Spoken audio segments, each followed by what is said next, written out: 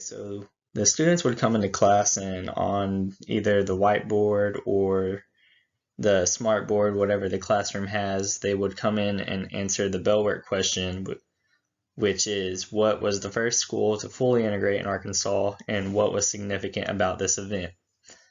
The answer is obviously Charleston. So um, once the students were able to, have time to write their answer and everything, we would have a short little discussion about why that's the right answer. And I've actually seen this Bellwork question or a similar one to it in a class, and most of the students actually chose Little Rock just because it's the most famous. So that's a lot of the reason why that it's important to discuss with them the correct answer after the Bellwork problem. So while the students are answering the Bellwork problem, this YouTube video will also be playing. It's just a short 3-minute video, really of a video taken at the time of the Little Rock integration. So that's really important for the students to just kind of see, actual events that happened. And we're also going to tie that in a little bit later into the lesson. So the title for this lesson is With All Deliberate Speed, Integrating Arkansas Schools. With all deliberate speed obviously being the words that the Supreme Court used with or in regards to how quickly these schools or public schools in Arkansas should integrate. So with all deliberate speed is really important as both a title to kind of catch the students' attention, but also to kind of give them that historical information that they might not have known already. The content standards, which are discussed at the beginning of every lesson, will be H.7.8h.7-8.1 evaluate ways that historical events in Arkansas were shaped by circumstances in time and place, as well as 8.8 analyze social, economic, and political effects of the civil rights movement on various regions in Arkansas from multiple perspectives, with examples such as integration and state legislation. These are the standards given to us by the state and what the students should be able to do after the end of the lesson. So the objectives for this lesson are students will be able to identify major figures involved in the integration of Arkansas schools, compare integration across school districts in Arkansas, criticize Jim Crow laws and their effect on society, and identify key terms by completing a crossword puzzle. So a Jim Crow law is any state or local law or regulation that enforced segregation. This was made possible because of Plessy v. Ferguson, which established the separate but equal clause. Some examples of Jim Crow laws are Act 52 of 1968, which in Arkansas established segregated education for black and white students formally. Another example is disfranchisement. A lot of students might not know the term disfranchisement. So what I would do is I would point the students towards the photo that I included on the slide, which talks about being denied the right to vote. This, along with some guided questioning, should point students in the right direction and allow them to come up with a definition or a close definition of disfranchisement. Just because these Jim Crow laws made it harder for African Americans to gain their footing or an equal footing with their white counterparts did not mean that they did not try to fight back. Some great examples are athletes and musicians such as Jackie Robinson, the first African American baseball player in the Major League Baseball Association, and those such as B.B. King in the bottom left corner. These were very great people to kind of base it off of. Especially when you consider that they did it on a national stage. They might not have had the greatest effect here in Arkansas themselves, but their status and their, just the stories that generated around them really would have gave hope to all African Americans at the time. Another important thing to consider with Little Rock integration is Brown versus the Board of Education Topeka. In this decision, Oliver Brown filed a lawsuit against the Board of Education of Topeka, Kansas, after his daughter Linda Brown was denied access to an all-white school.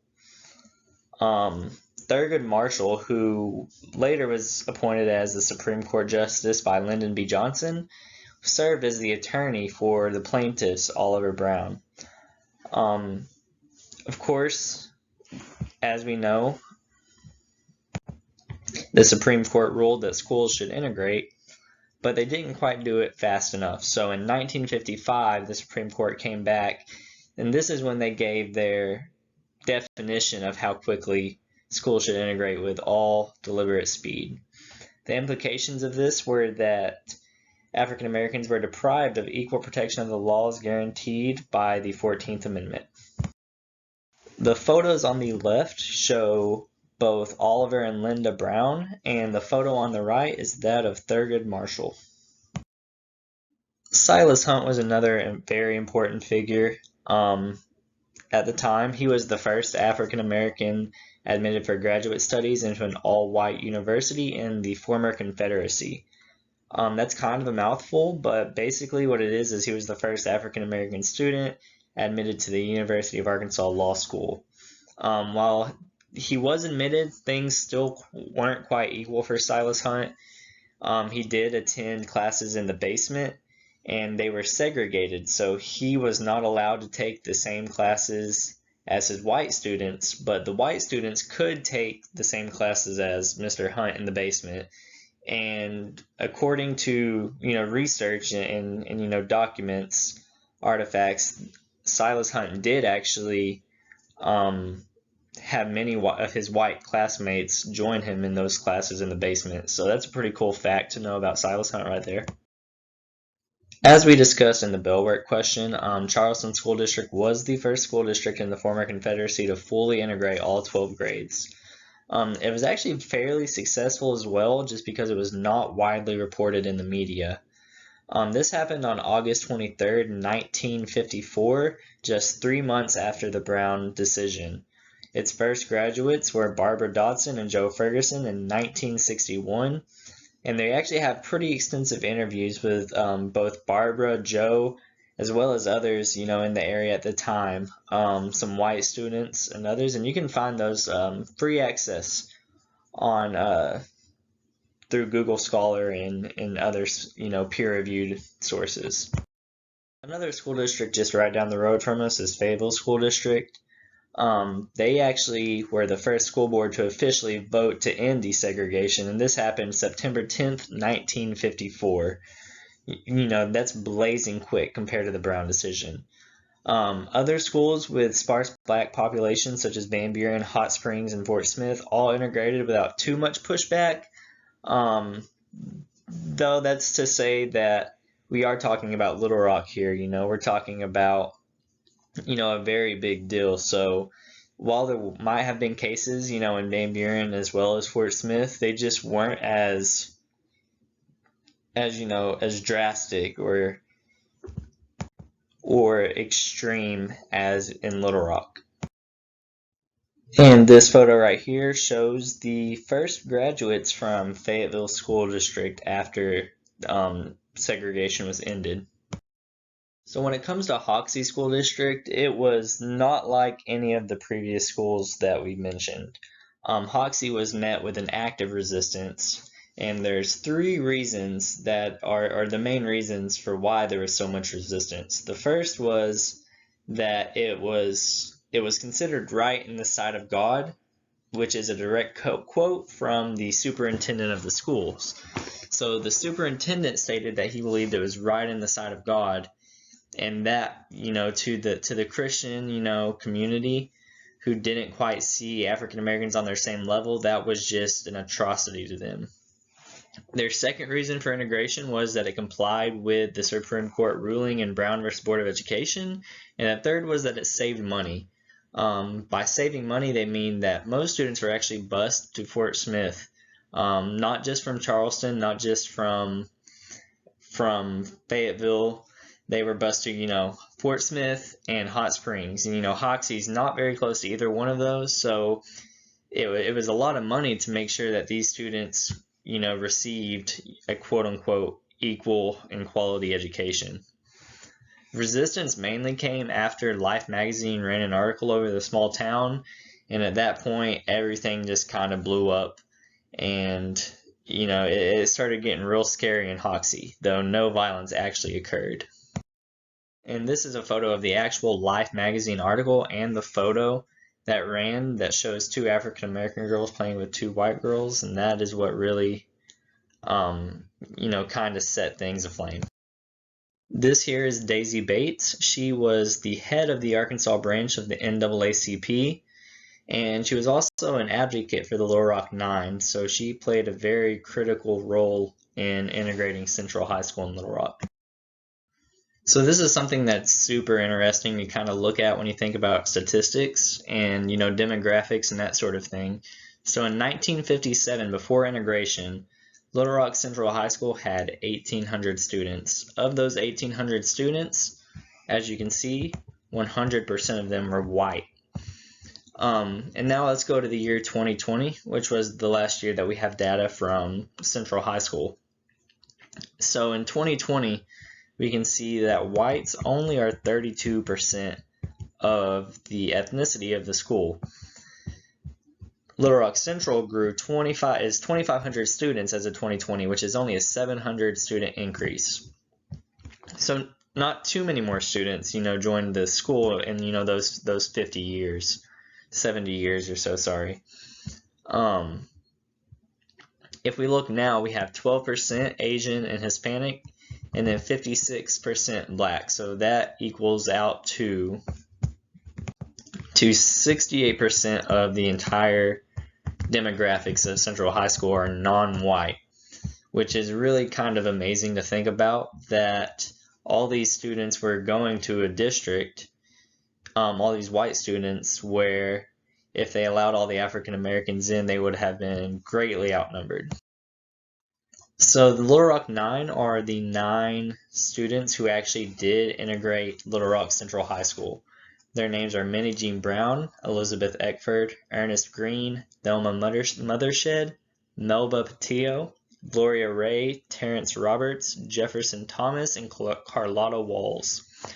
They were recruited by Daisy Bates to integrate Central High School, where they had to go through all kinds of temperament testing, to make sure that they could handle it both from taking it and from not responding to any harassment that they might receive. They also had to be, fairly smart students to, ensure their success. Orville Faubus, who was the governor at the time, called in the Arkansas National Guard to prevent these students from entering. He claimed it was for the own students' protection, though, as we saw from the video watched, the National Guard there with their guns standing guard outside the school, it doesn't seem very protective. I wouldn't feel necessarily safe if I came to school with thousands of National Guard troops there standing guard solely because I was going there.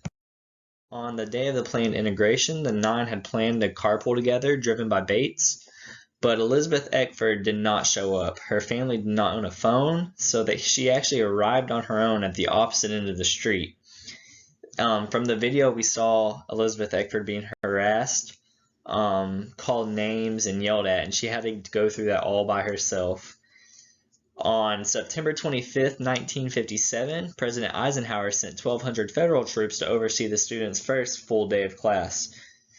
These federal troops were basically there to overrule the Arkansas National Guard and make sure that students were actually allowed to enter the building. So Ernest Green was the only senior among the Little Rock Nine, and on May 25th, 1958, he graduated from Little Rock Central High School, and his graduation was attended by Martin Luther King Jr. Following that year, Governor Faubus closed all Little Rock high schools, and this was done indefinitely. The legality of this is still in question today. Some scholars say that he did have the right. Others say that he did not have the right. But one thing that people can agree on is that, it was not the right thing to do. Whether he could legally do it or not, could be debated to an extent, but it was definitely not the right thing to do in that instance from a morality standpoint. So here are just some screen grabs from things that we have already seen from the video earlier in the lesson. So we have Elizabeth Eckford being heckled up here in the top left. And in the top right, we actually see her being basically told that she can't enter the school by the Arkansas National Guard troops. The bottom left shows when federal troops actually had came to Little Rock Central High School. So these federal troops were there to make sure that the students could actually, attend their classes and go into the school. On the bottom right, we have the Little Rock Nine again. So to kind of summarize what we would do here is that we're going to identify major figures involved in the integration of Arkansas schools. This summary is going to directly correlate with both the content standards and the lesson objectives, which where the students will be able to statements. At this time, I would ask students to identify these major figures. I would give feedback. We would have discussion about why they're important and what they did. We would then compare integration across different school districts in Arkansas. So we would compare both Charleston and Fayetteville, as well as schools as Charleston and Hoxie. We want to get schools that are similar and then schools that are different. That way students can really get a full understanding of why some schools were more successful and why other school districts weren't. Then we're going to criticize the Jim Crow laws and their effect on society.